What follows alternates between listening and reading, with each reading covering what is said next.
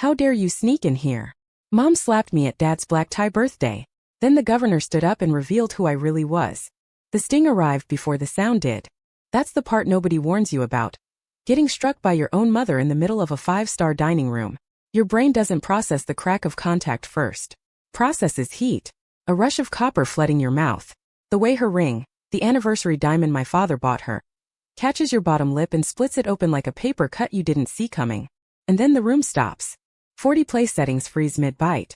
Somewhere behind me I can hear ice cubes settling in a silver bucket, because that's how quiet it gets. Quiet enough to hear frozen water shift.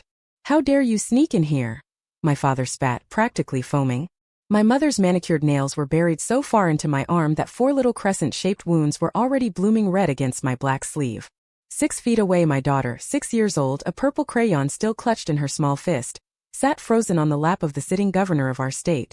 2 seconds earlier she'd been sketching a horse with wings on the back of a leather-bound menu, while he chuckled along with her. Now her mouth hung open, the crayon suspended in midair, her eyes locked on a woman she had met exactly twice in her short life, looking at her like she'd just watched something crawl out from beneath the tablecloth. My mother didn't register any of it. Not the governor 3 feet from her. Not his wife, the First Lady, dressed head to toe in custom Carolina Herrera. Not the 3 plainclothes state troopers who had gone still mid-chew and were now easing their chairs back without a sound. She saw only me. The daughter she had explicitly texted, 3 hours earlier, telling me not to show up. And in that exact instant, blood on my lip, my little girl trembling, 25 of my parents' wealthiest acquaintances gawking in horror, something washed over me that I hadn't felt in 7 years. Calm. Because I had engineered this. Every single second of it. My name is Olivia Harrison. I'm 31 years old. And for the better part of a decade, my own family believed I was a disgrace. Let me take you back to where it started, the summer I turned 23. I was a second-year law student at Georgetown, ranked first in my class, seated on law review, already holding a summer associate offer from a prestigious firm's D.C. office. My parents kept a framed photo of my undergraduate graduation on the mantel, wedged between a Tiffany lamp and a silver-framed shot of my younger sister Veronica clutching some middle school equestrian trophy. Then I got pregnant. The father was a third-year medical resident named David, kind, exhausted, Lebanese, 29 years old. The same day I told him I intended to keep the baby, he informed me, almost as an afterthought, that he already had a wife back in Beirut. I never laid eyes on him again. I broke the news to my parents on a Sunday afternoon I will never forget. My mother was arranging tulips in a crystal vase. My father had his nose buried in the Wall Street Journal. My sister Veronica, 21 at the time and finishing her degree at Vanderbilt, was spooning yogurt into her mouth without glancing up from her phone. I'm pregnant, I told them. I'm keeping the baby. I'll defer law school for a year, have her, and finish afterward. My mother set the tulips down. My father lowered his paper. Veronica didn't even look up. Oh my God, she muttered into her yogurt cup. You're so stupid. My father's exact words. You will terminate this pregnancy, or you are no longer welcome in this house. My mother's. You're throwing away everything we gave you for what? Some bastard child from a man who won't even claim it. I walked out that same afternoon, drove the 2 hours back to my apartment near campus, cried for roughly 45 minutes. Then I stopped crying and I started making a list. That's the one thing you learn growing up with parents like mine, you learn to plan. Emotion is a luxury. Strategy is survival. By that night I had officially withdrawn, deferred technically, from Georgetown Law. I had applied to 3 evening programs across the region. I had emailed every legal recruiter in the D.C., Maryland, Virginia corridor. I had calculated my exact savings, $188,400, and calculated exactly what I'd need to get through the next 18 months. Roughly $47,000. My daughter arrived on a Tuesday morning in March at 4:17 a.m., 6 pounds 11 ounces. I held her alone in that hospital room. I named her after my grandmother, the one person in my family who had ever told me she was proud of me, and who had passed away when I was 19. I sent my parents a photo from the hospital. My mother's response, "Don't contact us again until you fix this." I never wrote back. I finished my law degree at night through George Mason while working days as a paralegal at a mid-sized defense contracting firm, Meridian Defense Solutions. My daughter napped in a portable crib tucked under my desk during late shifts. The senior partner there, a man named Robert Howerin, used to sneak her animal crackers from his own daughter's pantry. I graduated in 3 years, passed the bar on my first attempt, climbed from associate to senior associate, to counsel to deputy general counsel. 3 years ago, at 28, Robert Howerin called me into his office, slid a contract across the desk and said, "Olivia, I want you as my chief legal officer. Base salary $290,000, plus bonus and equity. Last year my total compensation crossed $384,000. I own a 4-bedroom craftsman home in a quiet tree-lined suburb. I drive a Tesla. My retirement account would leave my father speechless. My daughter's college fund currently sits above $214,000, because every Christmas, every birthday, every ordinary Tuesday, I quietly deposited money into it. My family has no idea any of that exists, because 7 years earlier when I sent them that hospital photo they decided I was a punchline, and I made a choice to let them keep believing it. To understand why I let the lie stand for so long, you need to understand the family I come from. My father, Richard Harrison, is a regional vice president at a private wealth management firm. My mother, Diane, sits on the boards of 3 charitable foundations and has never held a paying job in her life. They live in a $2.3 million house in a town where everybody knows everybody's business. My sister Veronica, 28 now, has never kept a job longer than 14 months and lives in a condo my parents purchased for her outright. Their entire universe runs on appearances. So when their golden child, the Georgetown law star, the future partner track daughter, got pregnant and in their eyes torched her future, they needed a cover story. And here's the story they manufactured. Olivia made a mistake. Olivia is a struggling paralegal at some small firm. Olivia lives in a cramped little apartment. Olivia is doing her best, bless her heart, but she's not really part of the family anymore. That exact phrase, not really part of the family anymore, is one my mother used at dinner parties. I have that confirmed from multiple sources. About 4 years back, I ran into one of my mother's friends, Linda Castiano, at a Whole Foods. She ran the hospitality committee at the local country club. She looked at me like she'd seen a ghost. Then she glanced at my daughter, 3 years old at the time, happily eating raspberries out of the shopping cart. "Oh, honey," Linda said, in that particular tone wealthy women use when they want credit for their compassion. "Your mother told me you were doing so much better. Is the medication helping?" I had never taken medication in my life, but that was the narrative. Olivia is unwell. Olivia is unstable. Olivia made poor choices. The alternative version, chief legal officer, 7-figure trajectory, thriving daughter, would have required my parents to admit they were wrong, and my parents would burn their own house to the ground before uttering those words. So I let the lie stand. For 7 full years. Here's the thing about strategy though, the longer someone underestimates you, the more devastating the eventual reckoning becomes. I wasn't sitting around plotting revenge. I want to be honest about that. I had a daughter to raise, a career to build, an actual life to live, and they simply weren't part of it. But somewhere in the back of my mind, I always understood a day would come when they'd need something from me, and I'd have to decide what to do with that leverage. That day landed on a Wednesday in October. The text arrived at 3:47 p.m. I was on a call with the Pentagon's general counsel, hashing out a subcontracting dispute, when my phone buzzed against the desk. I glanced down. My mother. I muted the call. "Olivia, your father's 60th birthday dinner is Saturday at Morrison Steakhouse, 7 p.m. black tie only. Very important guests will be attending, including Senator Whitfield and his family. Veronica is bringing Julian Whitfield. You may have heard of him. He's the senator's son, a wonderful young man. Honestly, given the circumstances, it would be best if you didn't come. Please don't embarrass us. Do not show up." I read it twice, then a third time. Then I looked at the framed photo on my desk.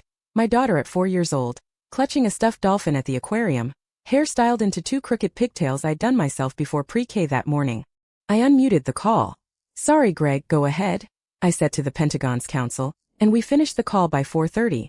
I shut my laptop, walked to my office window, 12th floor, corner office, a clean view of the river, and stood there for a long while. I thought about my daughter, how every Christmas for 6 straight years, she'd asked why she didn't have a grandma and grandpa like her friends did, and how I gently told her that some families simply look different. I thought about that graduation photo on my parents' mantle, whether it was still there, or whether they'd swapped it out for one of Veronica. I thought about Senator Whitfield, about Julian Whitfield. And then I thought about something I hadn't let myself think about in 7 years. 3 months earlier, I'd wrapped up the biggest case of my career. Meridian held a $180 million, 5-year cyber defense infrastructure contract with the state government. About 6 months into it, an independent auditor flagged what appeared to be a billing irregularity. The state attorney general's office got involved. Rumors swirled that the state might terminate the contract, claw back the funds, and pursue us for fraud. It wasn't fraud. It was a data entry error on the state's end. But proving that, untangling it, presenting it cleanly to the AG's office and the governor himself, consumed 5 months of my life and the effort of 15 attorneys under me. I personally authored the brief. I personally sat across the table from the governor's chief counsel. I personally walked into the governor's office on a Thursday afternoon with a binder I'd spent 6 weeks assembling, and laid out exactly why our contract should stand and why the state's $180 million was safer staying right where it was. Governor Michael Chin, 3 years into his first term, 58. A former U.S. attorney, sharp and no nonsense, listened to me for 90 straight minutes. When I finished, he said, "Ms. Harrison, you just saved this state's taxpayers a massive amount of money, and saved my administration from a scandal that would have swallowed us whole." He stood, rounded his desk, shook my hand. "I owe you a dinner. Name the day." The kind of thing politicians say and you never actually cash in. I had smiled and nodded, and I hadn't cashed it in. Not until that Wednesday at 4:47 p.m., when I dialed the direct line his chief of staff had given me. "Olivia," the governor answered, warm and clearly amused. "I was wondering when I'd hear from you." "I'd like to take you up on that dinner, Michael," I said. "Name the place." I named the place. I named the time. I told him to bring his wife. He laughed. "Done. Looking forward to it." I hung up, drove home, picked my daughter up from her after-school program, made her macaroni and cheese with hot dogs sliced into little stars, exactly how she likes them, bathed her, read her 2 chapters of Charlotte's Web, tucked her in. Then I walked into my closet and pulled out the gown. It was a custom black Oscar de la Renta, off-the-shoulder full length, that I'd bought 18 months earlier for an industry gala I never made it to because my daughter caught the flu that week. Cost more than my parents' first car. It had been cleaned, bagged, and stored, waiting for an occasion that deserved it. This was that occasion. Saturday morning, I took my daughter to get her hair styled. I'd bought her a matching dress, a small black silk piece with a satin bow at the waist. When she slipped it on and looked in the mirror, she twirled around like a tiny movie star and asked if she could wear lipstick. "Just a little," I told her. "The pink one." I explained we were heading to a fancy dinner, that she'd meet some important people, and very gently, that she might also see her grandmother and grandfather. She went quiet. "Are they going to be mean to you?" she asked. Something in my chest cracked. "They might try," I said. "But it'll be okay. Mommy has it handled."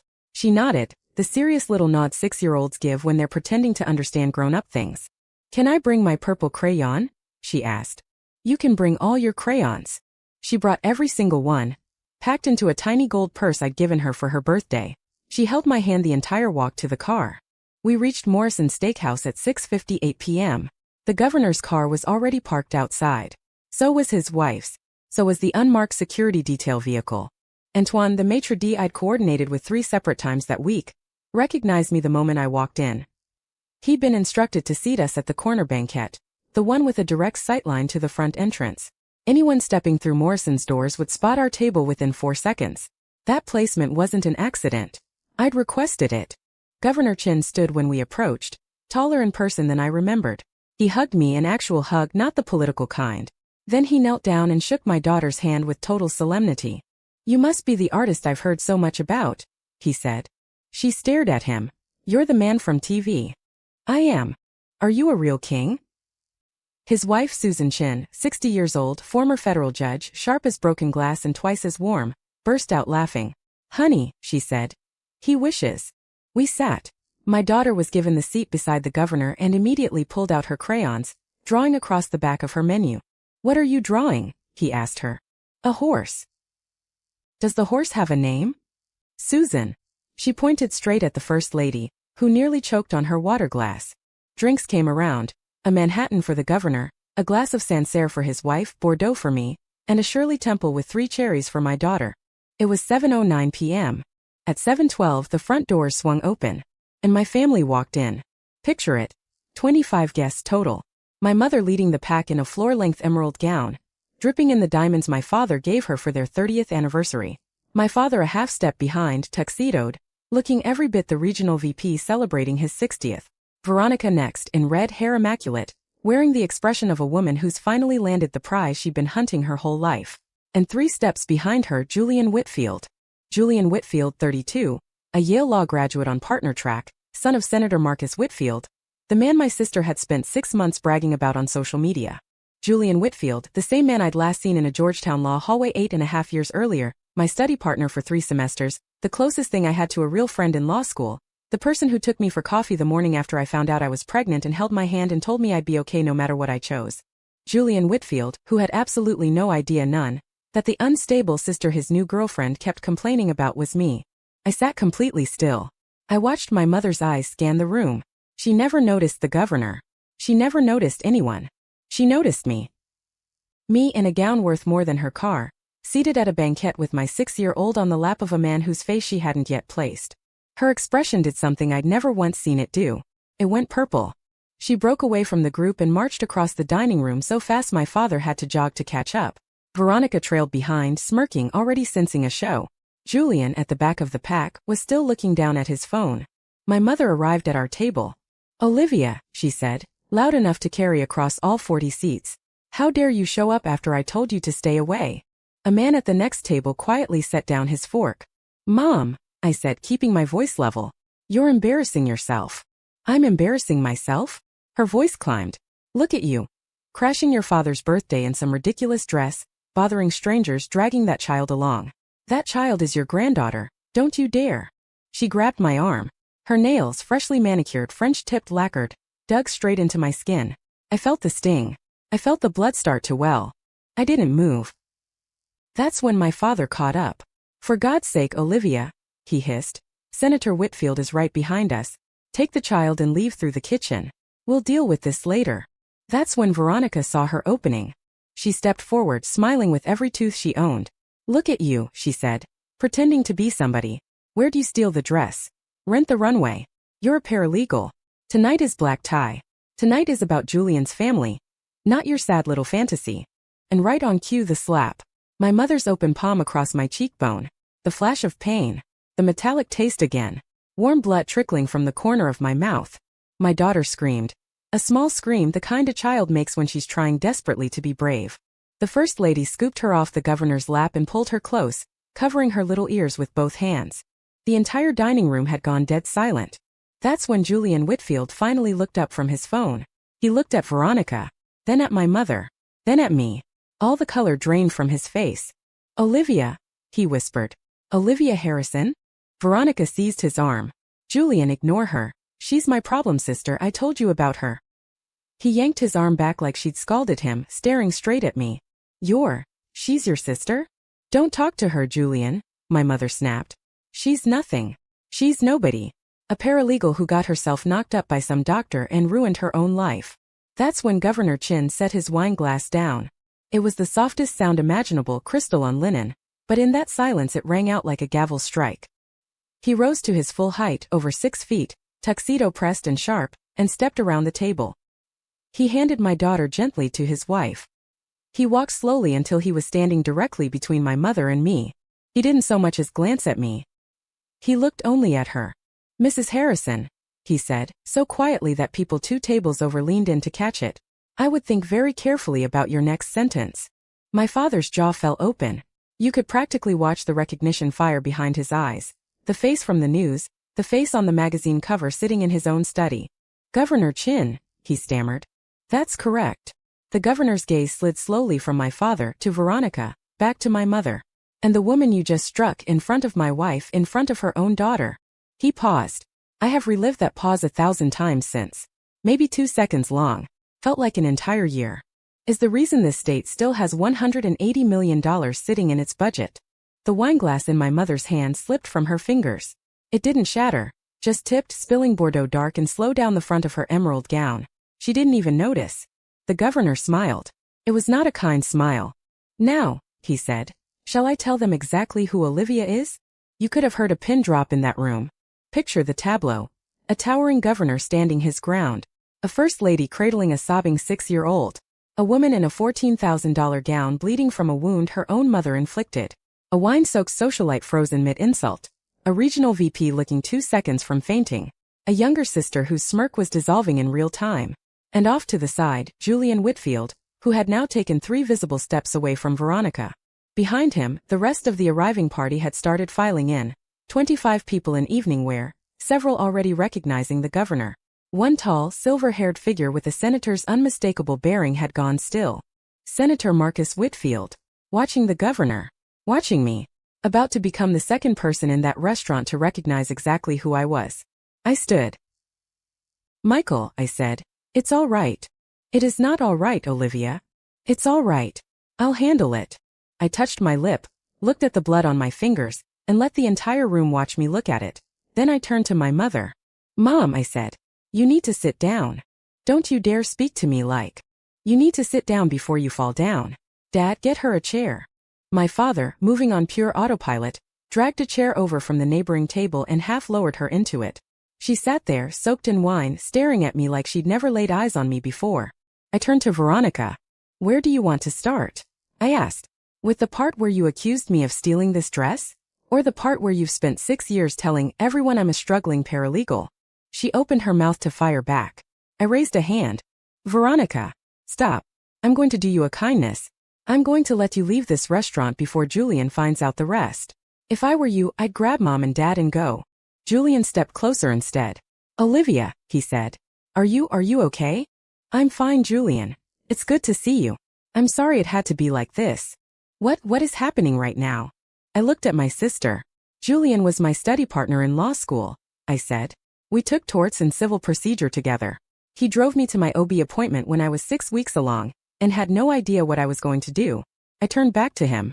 "He bought me coffee for 3 straight weeks when I had morning sickness in property class. He's a genuinely good person. I'm glad he's doing well." "I had no idea she was seeing you," I told him honestly. "I haven't spoken to my family in 7 years." His eyes went from me to Veronica back to me. You're the Olivia Harrison who handled the state contract with Meridian last quarter?" "Yes." "Jesus Christ." He turned on Veronica, his face shifting from white to a hot, humiliated pink. "You told me your sister was a paralegal with a drug problem, that your family cut her off because she was unstable around your family. Julian, you told me," he said louder now, "that your family didn't even talk about her because she'd stolen money from your mother. That's not. My father asked you about her specifically 3 weeks ago, because her name came up in a state meeting, and you told him she was dead." The whole restaurant heard that last part. Senator Whitfield now stood roughly 10 feet behind his son, expression unreadable in that particular way only career politicians manage. I turned to my mother. "Mom," I said quietly, "is that the story you've been telling? Is that what Veronica heard?" Silence. I exhaled. "Okay. I want to be honest with you about something. I planned exactly what happened tonight before I ever walked through those doors. I planned to be seen with the governor. I planned for you to lose your composure in public. I planned for Michael, a man who genuinely cannot stand watching a woman get mistreated, to step in and defend me. But I did not plan for the rest of it. I didn't plan for my sister to have spent years telling a senator's family that I died of an overdose. I didn't plan for Julian, and I hadn't decided walking in tonight what I'd do with the folder sitting in my purse. Because I always carry one now, a habit born from years of preparing for exactly this kind of moment. Inside 5 years of tax returns, my employment contract at Meridian, a formal thank you letter from Governor Chin's office regarding the state contract, a photo of my house, my daughter's school records, a printed copy of my mother's text from 3 hours earlier telling me not to come, and at the bottom a screenshot of a Facebook post my mother had made 11 months prior, on the anniversary of the daughter they'd lost, writing, I quote, that her oldest child had succumbed to her demons and that the family was still healing. I'd screenshotted it the day it went up, filed it away, never decided what to do with it until that exact second. I made the call in about 4 seconds. I sat back down, reached into my purse, pulled out the folder, and slid it across the table to Julian. "You'll want to give this to your father," I said. "I'm sure he has questions." Julian opened it. Read for maybe 30 seconds. His hand went to his mouth. He walked it over to his father without a word. The senator read through it, looked up at my mother, and my sister, at me. "Mrs. Harrison," he said, quiet but razor clear, "I think it's best we leave." "Marcus, please, this is a misunderstanding." "It is not a misunderstanding. Julian, get your coat. We're going home." "Marcus." He turned and walked out. Julian followed, pausing at the door just long enough to look back at me and mouth, "I'm so sorry." Then he was gone. The remaining 23 guests, my father's colleagues, my mother's charity friends, stood frozen in their evening wear. A man I recognized as my father's law school roommate cleared his throat. "Richard," he said, I think we'll head home too." And just like that, over the span of maybe 90 seconds, the entire party began quietly, devastatingly filing out. By 7:31 p.m., the table reserved for my father's 60th birthday sat completely empty. My mother stared at her hands, wine-soaked and silent. My father sat beside her, ash-white, saying nothing at all. Veronica stood alone in the middle of the dining room, still in red.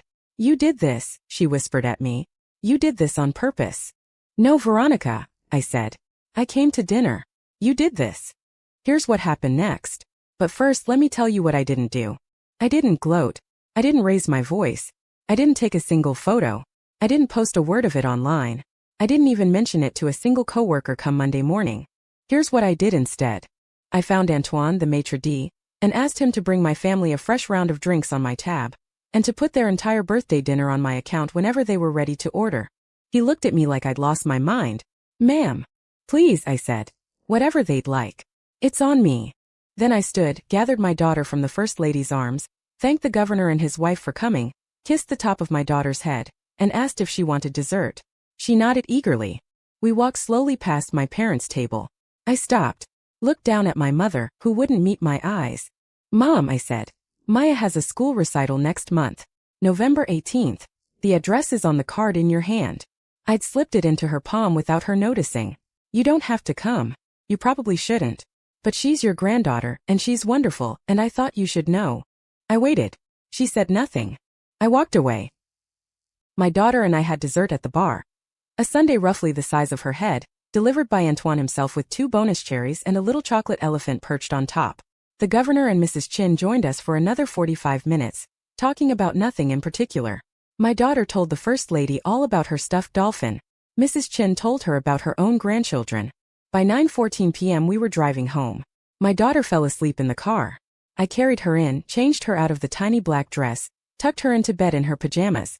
Then I sat down at my kitchen table, still in that black gown, and cried for about 20 minutes. Not out of sadness. Out of freedom. You want the fallout, I know. So here it is. 2 days later, Senator Whitfield's office issued a brief, polite statement confirming that Julian had ended things with Veronica Harrison. No reason given. None needed. 3 days after that, someone on the Whitfield family's communications team, a woman who in a different life might have been a colleague of mine at a white shoe firm, quietly leaked to a friendly reporter that the Harrison family had been found to have made repeated dishonest statements about a close family member, and that the relationship had ended over it. Small item. Ran in 2 papers and 1 political blog. It was more than enough. My mother's charity board asked her to step down within the month. Officially. Personal restructuring. Actually, Linda Castiano, the same Linda who'd once asked me about my medication in a Whole Foods aisle, had quietly forwarded screenshots of my mother's old Facebook post to half the board with a simple note. "Olivia is alive. She's the chief legal officer at Meridian." The mother lied to all of us. Linda showed up at my office unannounced 6 weeks later, carrying a casserole, crying, apologizing for the better part of an hour. I forgave her. I meant it. My father took early retirement that February. His firm had already been eyeing a restructuring, and his connection to a quiet but real family scandal gave them a convenient excuse. He kept his pension. He lost the title. He lost the office. Veronica moved to Arizona. Last I heard, she's in real estate now. We haven't spoken since that night. My mother mailed me a letter in late January, 8 pages long. The closest thing to an apology I will probably ever receive from her. Full of lines like "I always loved you and we made mistakes and we are very proud of you now." That last sentence told me everything I needed to know. I wrote back 1 page. Told her my daughter was thriving. Told her my daughter would like to know her grandmother. Told her that if she wanted a place in my daughter's life, she would come on my terms in my city, and she would never again speak to either of us the way she had that night at Morrison's. I told her the door was open about 6 inches. She could push gently if she wanted to. I haven't heard back. That's fine. I didn't write that letter for her. I wrote it for my daughter so that someday when she's old enough to ask what really happened, I can tell her honestly. I gave every chance I could. Julian called 3 weeks after that dinner. Wanted to apologize. Wanted to know if I needed anything. Wanted to know about my daughter. We met for coffee. Not a date, not a reunion, just 2 old friends trying to figure out what to say to each other after all this time. Halfway through, he admitted he'd thought about me often over the years, wondered what became of me, assumed I'd finished law school and moved on quietly. I did, I told him. He laughed. "Olivia, you didn't just finish. You're running legal for a defense contractor. You're advising the governor. You're crushing it." "I'm doing okay," he said. "You're doing more than okay." We finished our coffees, exchanged numbers. In the 6 months since, we haven't gone on a single date. We're friends. We text occasionally. He sent my daughter a stuffed dolphin for her birthday after I mentioned in passing that she loved them. It arrived in a box roughly the size of a mini fridge. She named it Julian. She's 6. She has no idea who that actually is. That's fine by me. It's been about 8 months since that dinner. My daughter's in 1st grade now. She loves math, the color purple, and a boy in her class named Theo she's already decided she's going to marry. I'm neither confirming nor denying that plan. I'm still at Meridian. We got the state contract renewed for another 5 years. Governor Chin's wife Susan calls about once a month to invite us for dinner. We've gone twice. My daughter has fully adopted her as an honorary grandmother. Susan, who has 3 actual grandchildren of her own, insists this is entirely fair. I think about my parents less than I used to. When I do, it's usually that exact moment, the slap landing, and the realization hitting me at the same instant that nothing she did to me that night could actually touch me anymore, because she no longer held any power over me. She just didn't know it yet. For 7 years she believed I was still the daughter she'd shaped and then discarded. The failure, the cautionary tale.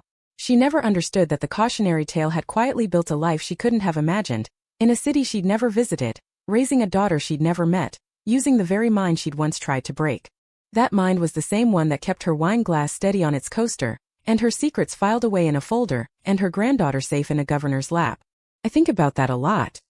I think about my daughter, 6 years old that night, sitting in the lap of the most powerful man in our state, drawing a horse with wings.